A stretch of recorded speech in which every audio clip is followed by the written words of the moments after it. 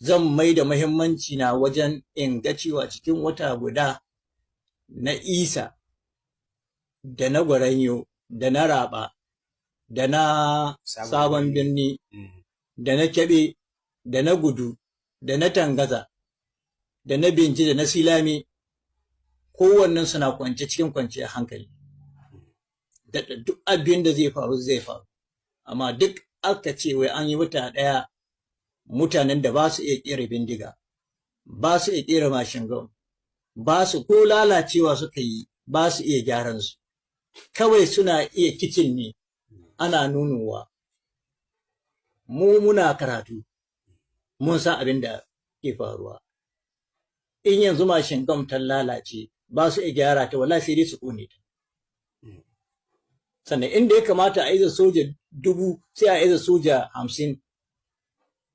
sannan ga informants ɗin ga cikin gwamnati informants ɗin ga cikin soja informants ɗin ga cikin masu kaki daban-daban informants ɗin ga cikin jama'a gari suna kai musu sirrura an fahimci wannan to duka za mu magance wannan amma dai fatar da nake musu ita ce ina fatar Allah ya gwada muna an wayi gari na Isa da duk ƙauyukan da suke cikin Isa na Sabon Birni da duk ƙauyukan da suke cikin Sabon Birni na Gwaranyo da duk wanda yake cikin ƙauyukan Gwaranyo na Raba da duk wanda yake cikin ƙauyukan Raba na Gudu da duk wanda yake cikin ƙauyukan Gudu na Tangaza haka ma na Kebe na Binji da Silame ma da na hanyar Tureta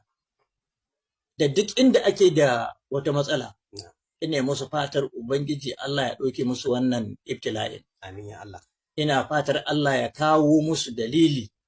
na ɗaukewar wannan ibtila'in ba tare da ya ɗauke wani lokaci ba